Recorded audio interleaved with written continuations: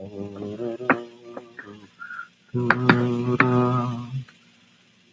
caught in a composition hole.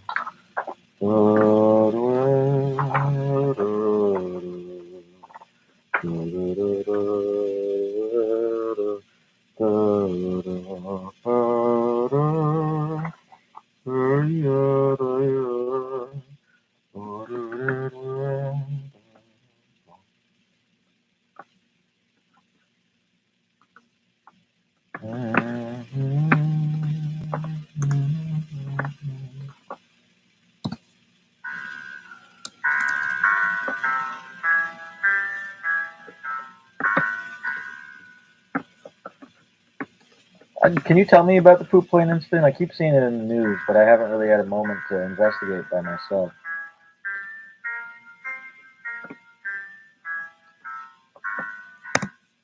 Okay.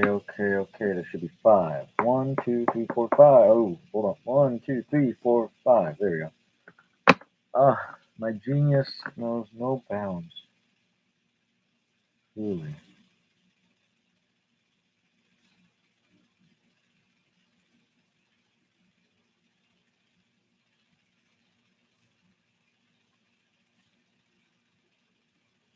No bounds. No bounds at all.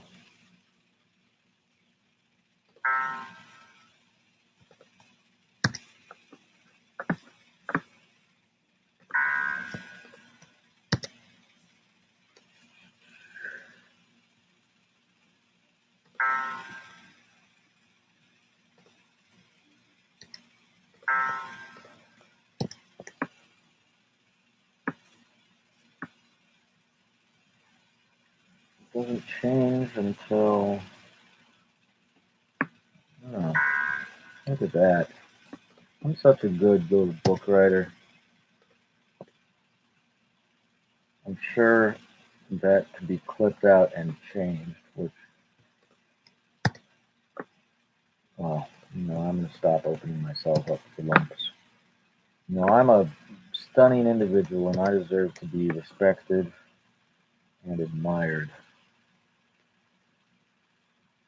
Sometimes even my own beauty stuns me. 1, 2, 3, 4, 5. What the hell? 1, 2, 3, 4, 5, 6, 7, 8. 1, 2, 3, 4, 5, 6, 7, 8.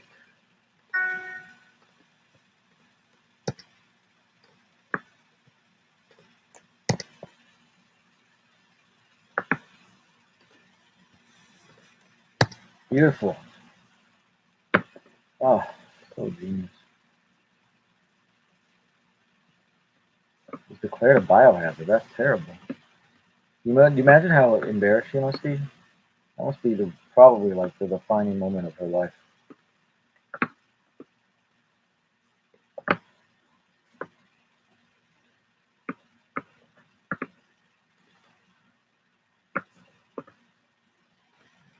All right. Big brain moment.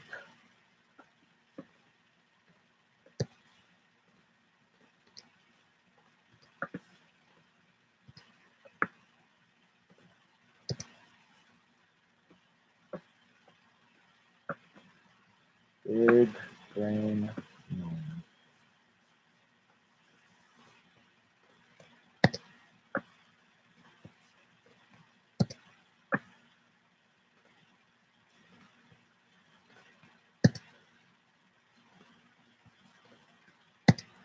Guess I should actually practice since I have an audition coming up as opposed to worrying about my stupid little project here. But sometimes I just get so obsessed. And it's hard to not obsess.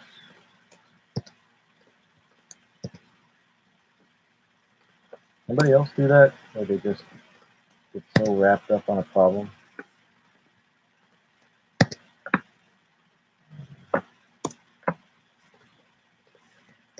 I don't call it hyperfixation.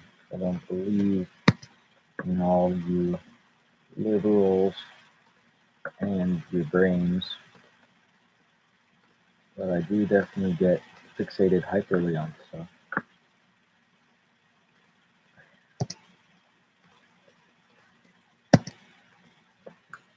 Oh, it's beautiful. Wish you guys could see it. I wish this computer wasn't literally 20 years old. 19 years old, excuse me.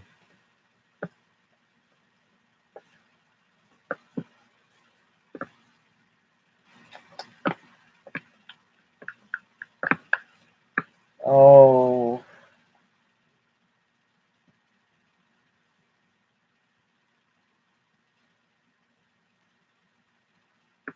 Oh.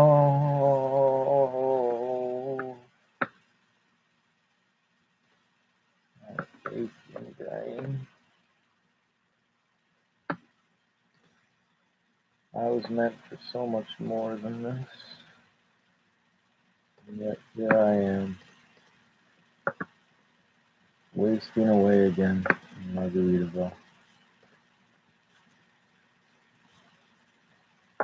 Talk about lost shaker assault, am I right?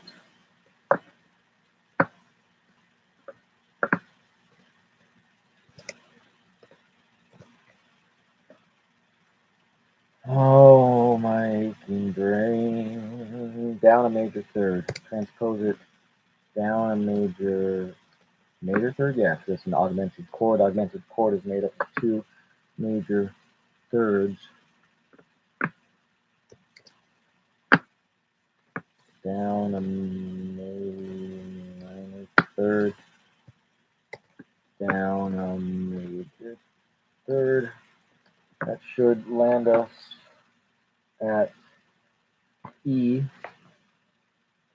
flat.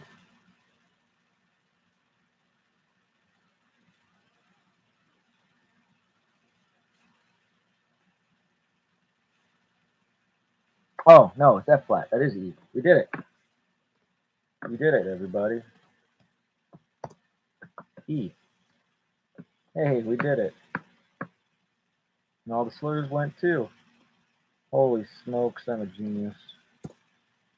This book's gonna be so fire. I was thinking about it. I'll probably get like a cease and desist letter. That's annoying. You pour your heart out into something and then you get ceased and desisted.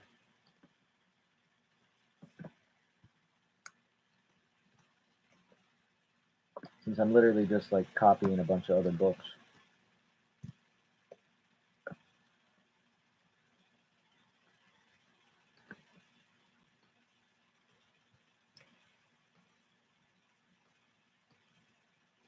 Alright, I think we got it, ladies and gentlemen.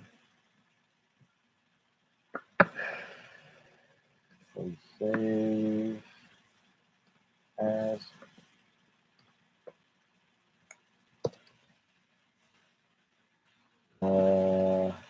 C, A flat, E.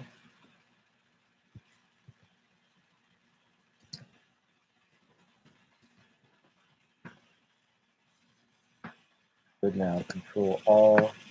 Transpose down by a minor second. Perfect. And we save as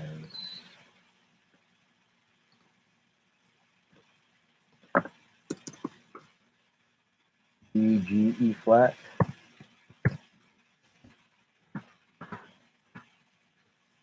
Good. Now we take all and we transpose down a minor second.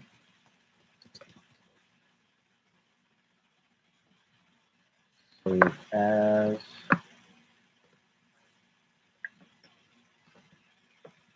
E flat, G flat, D.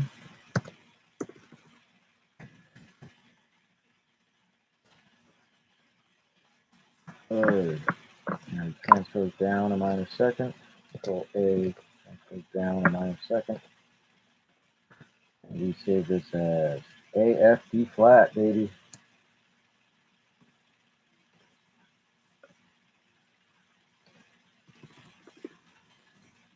A, F, D flat.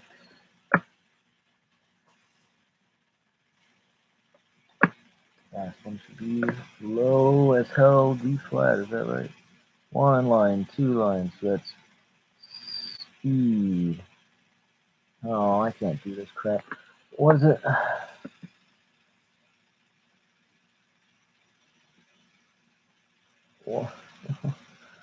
E, C, A, F, D, C sharp, which is the same as D flat. We did it.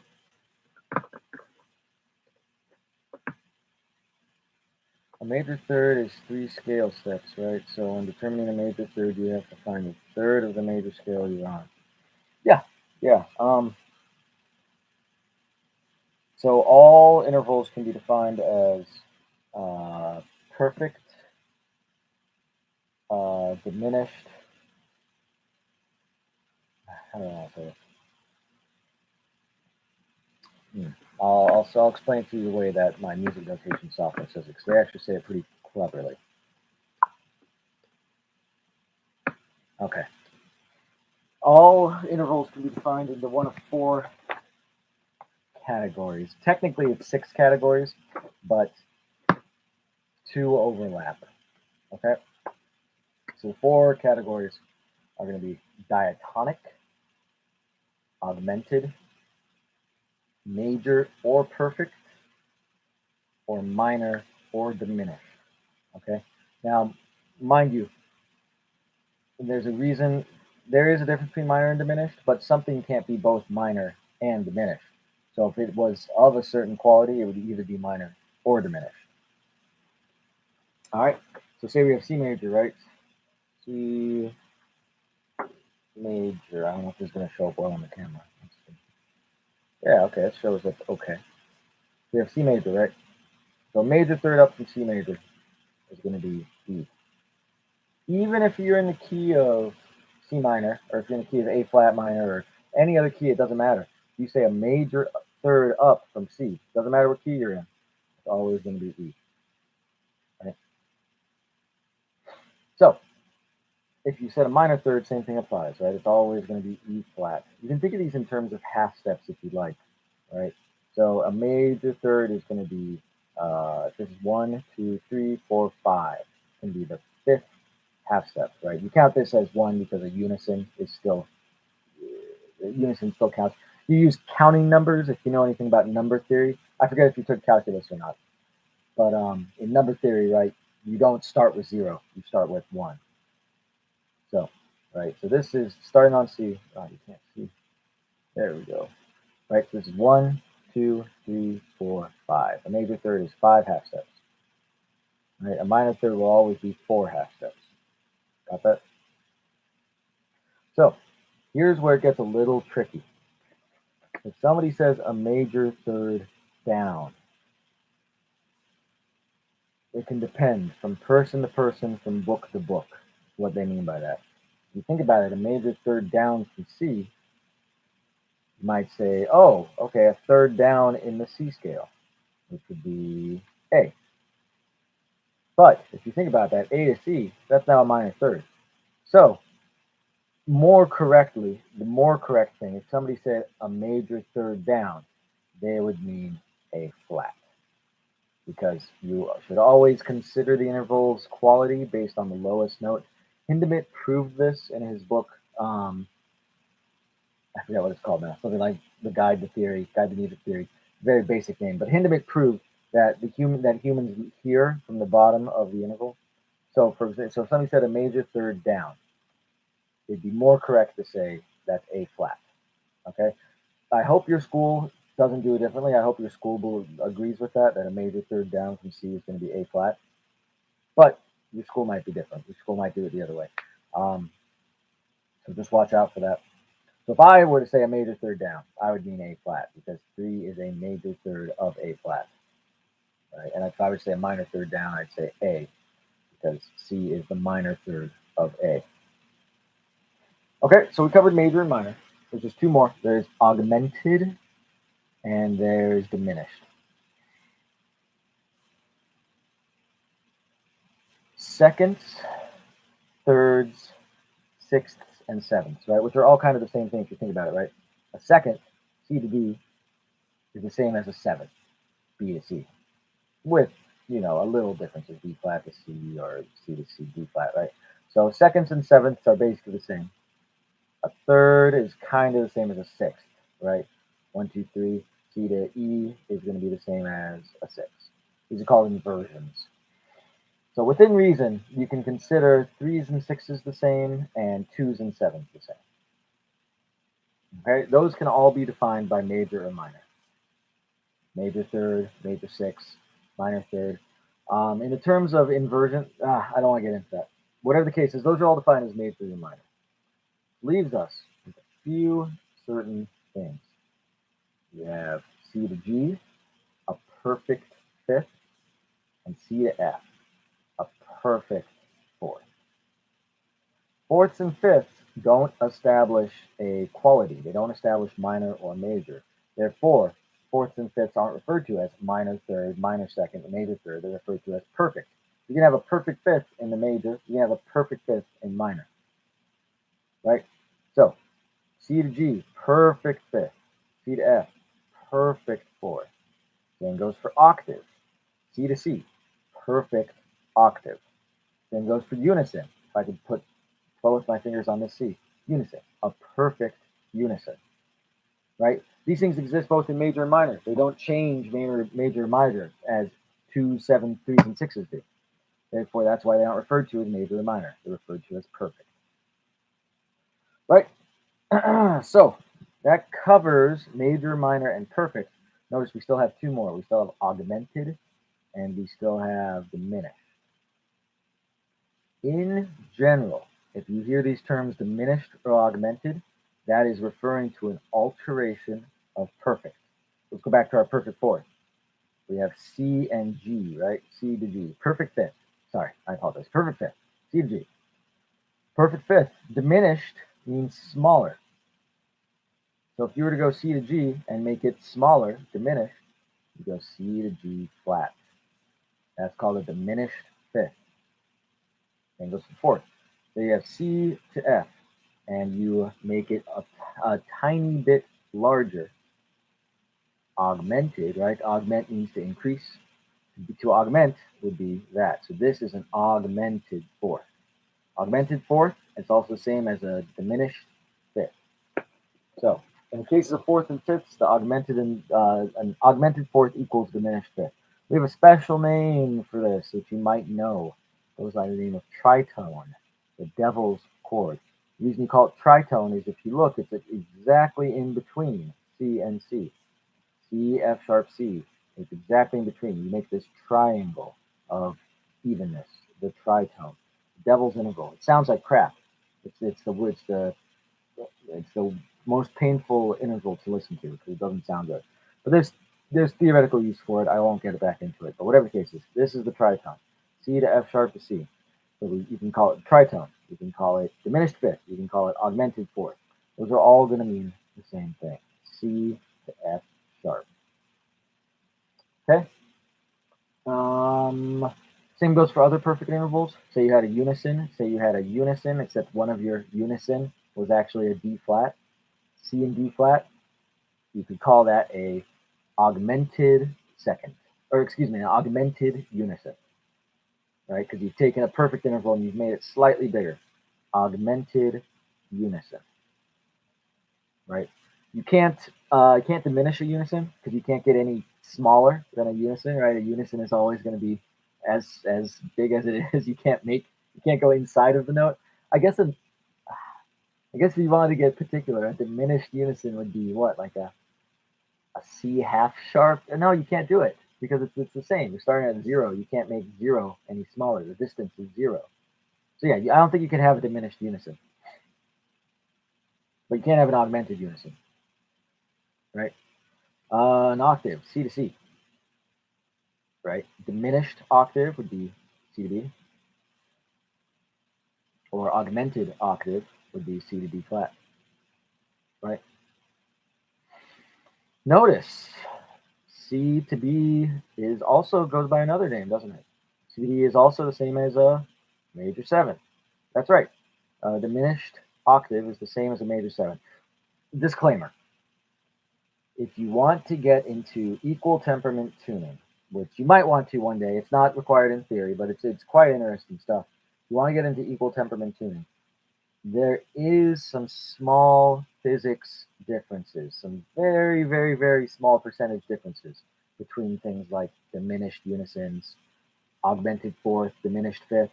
There are some slight tuning differences. If you're into YouTube music people, Jacob Collier, as much as I despise him, it's sad I have to say this, as much as I despise him, Jacob Collier has a brilliant explanation of why an augmented fourth and a diminished fifth aren't really the same. But that's well beyond the scope of any theory that you're going to be doing in your 4 years as an education major. Okay, so for our purposes, notice that a C, oh, I can't find the keys anymore. A C and a C, there you go. A C and a C. C's and C's. Yeah, okay. A C and a C, right? That's going to be an octave. And then augmented octave, which is the same thing as just on the ninth, right? A minor ninth, as well as a what am I going to get canceled for? I'm spreading truths out here. What am I going to get canceled for? Anyways, right. So a lot of times these things that are augmented or diminished can be called by other names, such as minor seven and major seven. And there are some certain theoretical reasons why you would use different names. It's called spelling. So there's some reasons why you would spell things certain ways and not other ways. But that's beyond the scope of what I'm talking about right now. All you have to remember is this: C and C, unison. C and D flat, minor second. C and D, major second. C and E flat, minor third. C and E, major third. C and F, perfect fourth. C and F sharp, augmented fourth or diminished fifth. You will mostly see it as diminished fifth. C and G, perfect fifth. C and A flat, minor third. C and A, major third. C and B flat, minor seventh. C and B, major seventh. C to C, perfect octave. Okay, so that's all of them: minor, major, perfect, diminished, augmented. In general, this might come up, although it's rare. It will come up because people will throw you curveballs. In general, um, anything that's minor or major. So, for example, this is the major third. If you wanted to, instead of calling this a perfect fourth, you could call it an augmented third. So it's a slightly bigger third. And this, it's a minor third, right? But if you wanted to talk about this, you could call it a diminished third, slightly smaller, a diminished third. It's rare that you'll do that, but it will come up. They will throw you for a curveball for that. So just remember that diminished is one step further than minor, augmented is one step further than major. Unless something's perfect. If something's perfect, it goes immediately to diminished or augmented. Okay, that about does it. That's your intervals. So, for example, a way to notate a major chord is you might say F. Let's say you're talking about F major. You might say F capital M lowercase m. F capital M lowercase m. Why is that? Because F goes to C, it goes to A. That's a major third. To make the fifth, A to C, that's a minor third. So some people call an F major chord a F major minor. It's a major interval with a minor interval on top. F major minor. A minor chord, somebody might call it F minor major, because guess what? F to A flat, minor third. A flat to C, major third. F minor major. A minor chord might be referred to as an F minor major chord. Lowercase m, capital M. That's some notation that's used by some theorists. That notation gets interesting when you start doing like 11ths and stuff. When you have F minor, major, minor, major, major, minor. And, well, I'm getting ahead of myself. But whatever the case is, that's all your intervals. 2s and 3s and 6s and 7s are called minor or major. Fours and fives, unisons, and octaves are called perfect, augmented, or diminished. There you go. Hopefully your school does it the smart way. Hopefully your school says, oh, a minor third down from C. Oh, you want a minor third down from C? That's going to be excuse me, because C is the minor third of A. That's in my opinion, the correct way to do it. But some schools do it differently. So watch out for that. Music theory is very easy once you get used to it. It's just math. The hardest part about music theory is analysis, because when you analyze pieces, what happens is you're given some genius composer who has taken everything I've just said and has really, really perverted it to the sense that it's well, a perversion of the rules. And so being able to translate the perversion of what he said into readable content is what makes music theory hard. The basics are easy, but when you analyze a piece, that's when it gets hard because you have to look at all this gobbledygook and figure out which notes are applying to what. You notice I go like this, right? Because sometimes you'll have one chord that exists here in time in this hand, here in time in this instrument, here in time in this instrument, and here in time in this instrument. And you have to figure out, oh, this snake is all one chord that he's saying. Oh, this zigzag is all another chord that he's saying. Right? So figuring out where all the notes line up is what makes a music theory very difficult.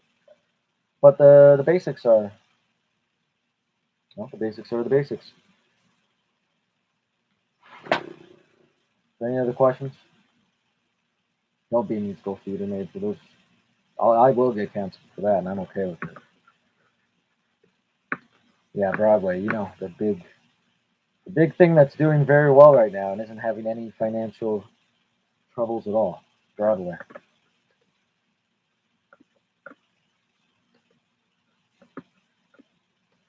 Okay, where was I? I just finished writing my bugle exercise. I just finished writing my trill exercise. I think I've done what I set out to do today.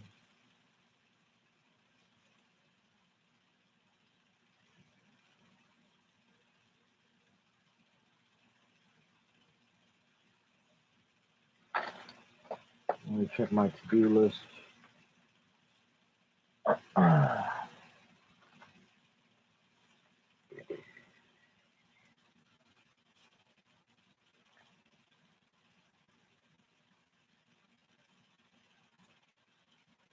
Perfect. This is what my book is going to be, guys. There might be added exercises, but as it stands right now, you buzz, peanut butter, chromatics, smooth air movement, shawarma, tonguing, low studies, beautiful sounds, trill studies, bugle, then slurs.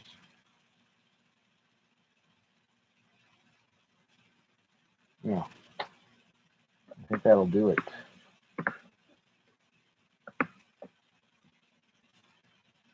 All right, I guess I should play the instrument now.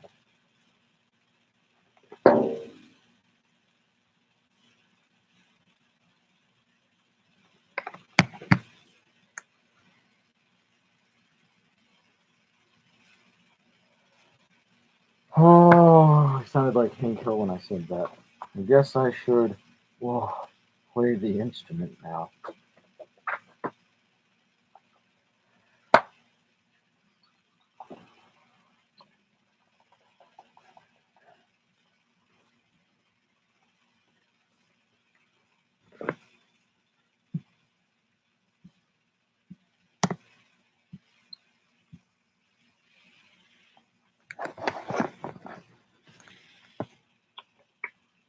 I wonder who this second person is.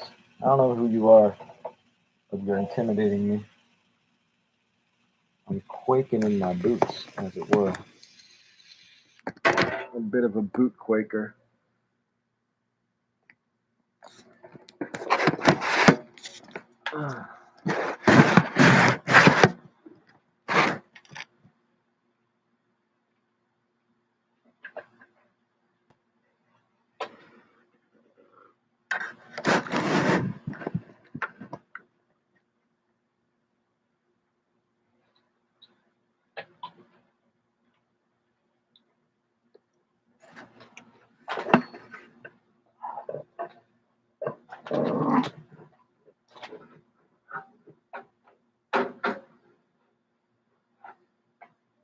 I just being stupid right now? New Jersey. Boomhauer, huh?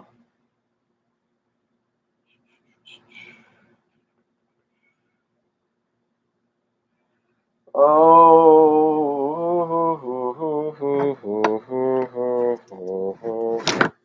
it was Nietzsche camp this whole time.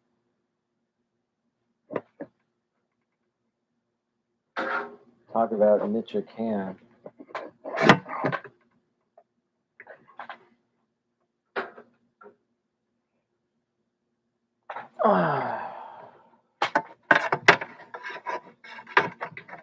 Alright, what am I trying to do here? Got the slow brain disease. I think it's contagious.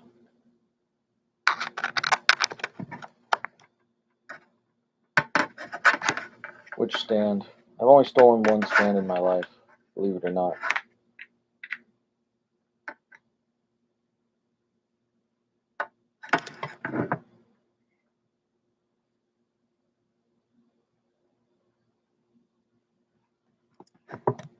Yeah, I didn't think that would work. Huh.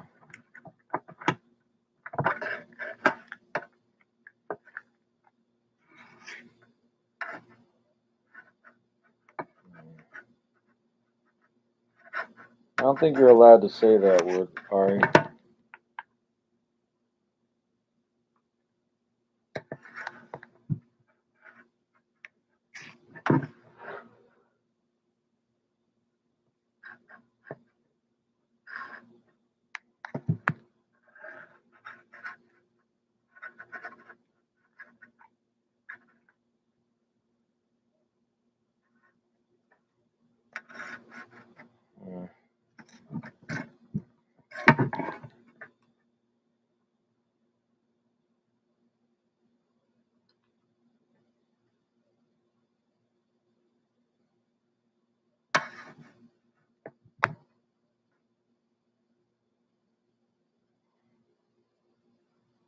Did I solve the crisis?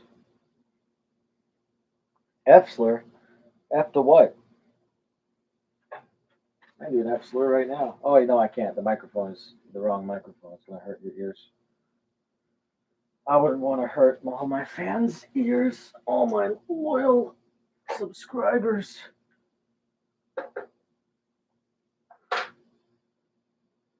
I don't like this mouthpiece, Kevin. I know it's a fancy mouthpiece, but I don't think I'm a fan.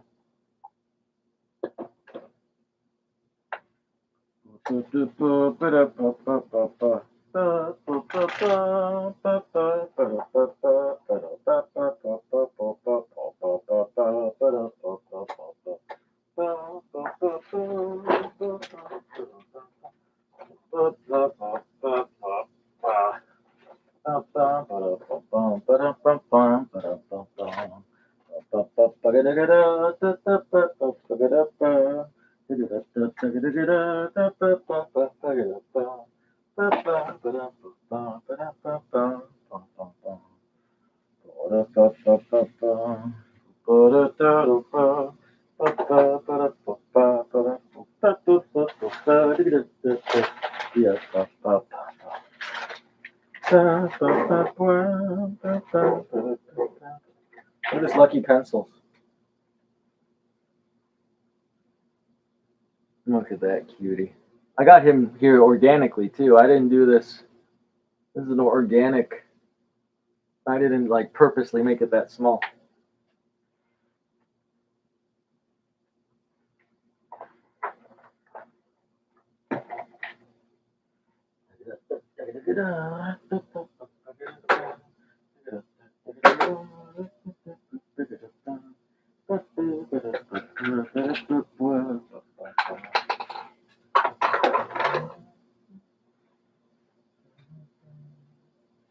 Okay, I think I'm ready for the microphone exchange. I hope you two will join me on the other side.